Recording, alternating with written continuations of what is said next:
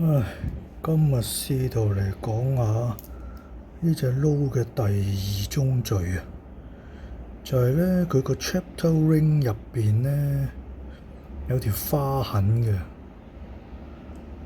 我嗰陣時我都唔好記得，應該就係喺個 W 字